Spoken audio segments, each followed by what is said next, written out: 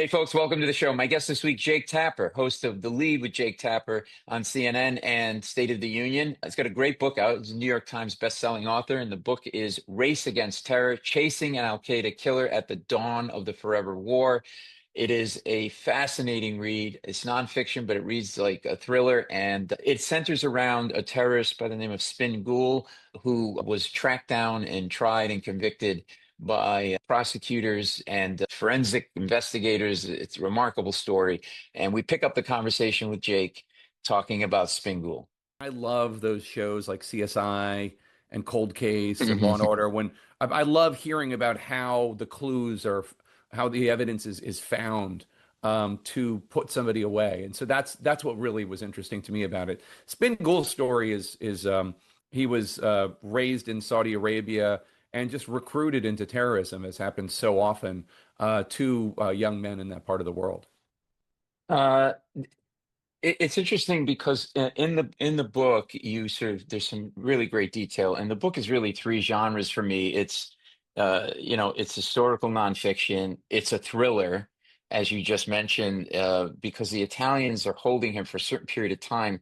So there is this tension because the Italians are still skeptical of the war on terror, and the US's war on terror, and it's also educational. We could talk about that in a minute, but explain the tension regarding the Italians and the Americans and his capture and being held. So you got it exactly right. By 2011, even our European allies were really losing patience with the United States and the way that we had been waging the war on terror. They were fed up with Gitmo and enhanced interrogation, or what they called torture. They were fed up with terrorists having this, extra legal definition. They were called enemy combatants and just sent to Gitmo. And they just thought the United States was not upholding basic human rights.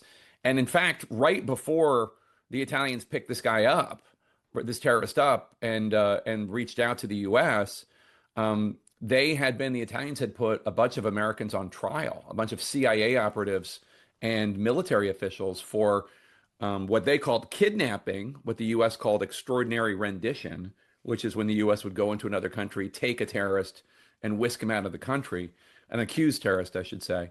This was an Egyptian cleric who the Americans in like 2002 basically abducted, and so right before this happened, the Italian justice system was going after the U.S. for kidnapping and convicting him. So that really hurt the effort of the U.S. to wage the war on terror because, without our allies, we don't have cooperation the way we need to. And in fact, the Italians would only turn over Spin Ghul if the Americans pledged he wouldn't be taken to Gitmo, he wouldn't be tried in a criminal court, and the death penalty had to be taken off the table. So that also complicated the task of these prosecutors and made it even more difficult for them because then they had to really prove a criminal case the way that you would prove a criminal case, for a murder in Queens. Right. You had to prove it, except this was American service members who had been killed on the battlefield in Afghanistan in 2003, so 8 years before.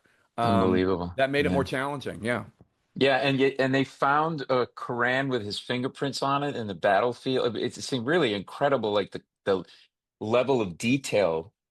And when you consider in the context that this is sort of a worldwide crime scene, right, on some level, or it's, Yeah. worlds away. Talk about sort of how they did the sleuthing and talk about the Quran for a second and what they found, how they found that, and just how they built this case in criminal court. So there is this incredible compilation of facts when it comes to terrorists and battles. It's called Domex, and it has to do, it's the domestic media database that you have to have like a special classification to have access to.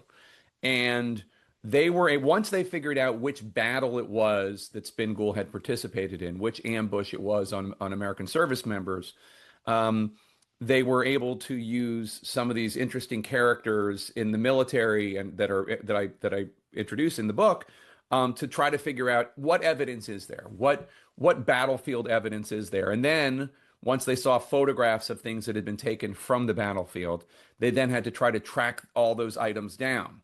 Um, and there is this, like I said, this incredible sleuthing by these investigators where they find a guy who had served at Firebase Shkin in 2003. That's where this ambush took place. And he put them on to a different guy who had a footlocker full of battlefield souvenirs. And they Jesus, said, really? you need to send us that stuff right now. He was very reluctant to do so, the soldier, but they said, you Yeah. got to do it right now. And so he turned all the stuff over. And then ultimately, it goes from the investigators' offices to Quantico, to the FBI headquarters in Quantico. You meet a fingerprint analyst. Again, so many of these characters are people you would see in a TV show or a movie. Yeah, This yeah, woman, definitely. Yeah. Nicole Bagley, who is a forensic scientist. She has dyed red hair and a nose ring and tats on her neck, and she's, just this very colorful character. Hmm. And she's the fingerprint analyst, and she gets all this stuff in the mail, and along with, at this point, obviously, Spin Ghul's in custody, along with his fingerprints, and it's up to her to see if she can find any fingerprint evidence on any of this stuff from the battlefield, so they can prove Spin Ghul was actually at the scene of the battle. And that's I don't want to I don't want to spoil anything, but I mean Yeah. that's one of the many ways that they prove this case. When Right. I was told this story by I had a paintball birthday party for my son when he turned 13, so this is 3 years ago, and one of the dads kind of like we struck up a conversation, and he was one of the prosecutors. He told me this story just as a party story, like one of the greatest, interesting stories of his career. Right. And I was just like, oh my God, this is so interesting because how they figured out which battle it was and how they got the evidence and how they tracked down all the witnesses was just so interesting. Well, I'll tell you, if you don't really delve into the book and you scan it, just read a blurb or whatever, you go, oh, well, this is like just this is fiction, right? But and because in part because the characters feel made up, but they're Right. so colorful. Like you literally like you feel at one point like you're watching an episode of Law and Order where like the cops got the guy in the alley and go, look, we know you got the evidence. You give us the evidence, we'll get you off the thing or whatever. And it's like, no, but even and it just has that feel. And And the other thing that some of the characters, Paul, like for instance, like if I were handing into you a novel and I had on this case, I had two different FBI agents, both of them were Muslim women. One of them black from Baltimore and the other one from the former Balkans. You would say, Jake, that's a little much, but yeah, it's true. It's true. yeah. And so many of the characters in this book are like that. It's part of the great American mosaic we have. But also, I've written a few novels and I tried to take some of the writing lessons that I learned and apply it to this so it would read like a novel. So it would read like a thriller. Well, his journey alone is a book, right? Like, Yeah. and I don't want to call it radicalization because it's really interesting. There's a quote in the book about Spin Ghul. You say he wasn't radicalized as much as romanced by stories of men with a higher purpose fighting for their religion and their people. It instilled in him a determination to fight and to kill. And I had never seen a terrorist characterized like that. And is it fair to say that it almost didn't matter what the cause was? He just wanted to be a fighter because of whatever his psychology was? It's possible. I mean, I think when you look at the radicalization of young men in the world, whether it's Charlie Kirk's killer in Utah Right. or Luigi Mangione, who killed the United Healthcare executive, or Spin Ghul and people who do Islamic terrorists, I think a lot of times they're lost young men don't know what to do with their lives, and they are given a purpose from some sort of recruiter. And they also have this sense of grandiosity. That's one of the things that's definitely true with Spin Ghul and some of the other guys I mentioned. They have this sense that they are these historical figures having a date with destiny. In reality, they're just murderers. They're just common thugs that have just been Right. convinced that their murder, that their acts of violence are being done in the name of something. But I do think that it's tough to say. Like, what could he have been radicalized to join the Saudi army? Could he have been radicalized to become a spy? Could he have been radicalized, in a different world, to become a far right winger or a far left winger in the United States? I don't know, but it's an interesting question. Yeah, you mentioned there's a magazine he's handed in 2000, that he has this pretty, from our perspective, we're not terrorists, so obviously it's going to be Right. outrageous, but this outrageous reaction to it's a military magazine. And explain to people a little bit what happens in that moment. Is that the pivotal moment? Is that the turning point for him, or had he It's already it's sort of? it's a key point for him. So Spin Ghul was raised basically in poverty. His parents were from Niger. They'd gone to Saudi Arabia to make pilgrimage, and they stayed, and they basically were just indentured servants in Saudi Arabia. And there's a lot of racism against Africans in Can Saudi I just Arabia. jump in? Yeah.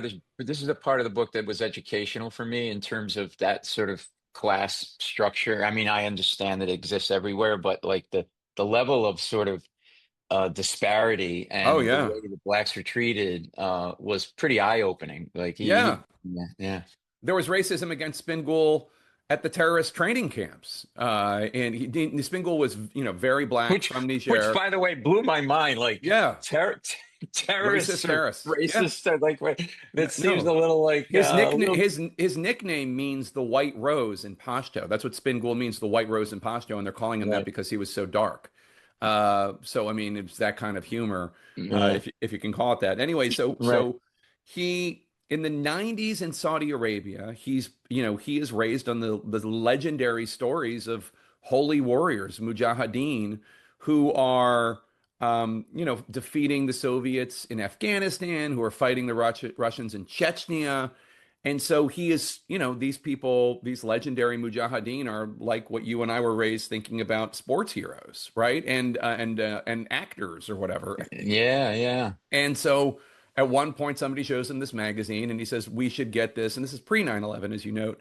We should get a plane and fly it into the Pentagon. I think there was an image of the Pentagon in the magazine, also an image of a plane. And from that, he is recruited to a local Al-Qaeda recruiter. And this is before 9/11. And he flies to Pakistan and he gets hooked up. And all of a sudden, he's training at the Al Farouk terrorist training camp in Afghanistan. Again, before 9/11, he hears about 9/11 while he is there in that part of the world, being trained to be a terrorist. And they don't know what they're going to attack, who they're going to attack. At that point, obviously, the attack on the USS Cole has happened in 2000. The attack on the U.S. embassies in Kenya and Tanzania has happened. So it's not like the U.S. has not been a target. But at that point, it could really be anybody. But then 9/11 happens, and then then the U.S. comes to Afghanistan. They don't have to go to the U.S. The U.S. comes to Afghanistan, and that's why he goes into Afghanistan and engages in that ambush against the U.S. It's that sports hero analogy. It's almost like they would have trading cards of A terrorists that hundred they look percent. up to, the way a kid would have an Aaron Judge trading card or A hundred something. percent. And in fact, let me tell you something. So people often ask me, like, why did Spin Ghul confess? Like, why was he so eager to tell his story when he was picked up on that boat? And there are a couple of reasons, I think. One is he had just been like in a Libyan prison, tortured for like 5 years. So I think his mind wasn't 100%. But second, and this is a story that Dave Bittkower, one of the prosecutors, told me. Dave Bittkower went to Yale. And when he was at Yale, he got a chance to interview Ron Darling, the legendary Mets pitcher. Yeah. Ron Darling had helped win the '86 World Series. He's a huge figure in baseball.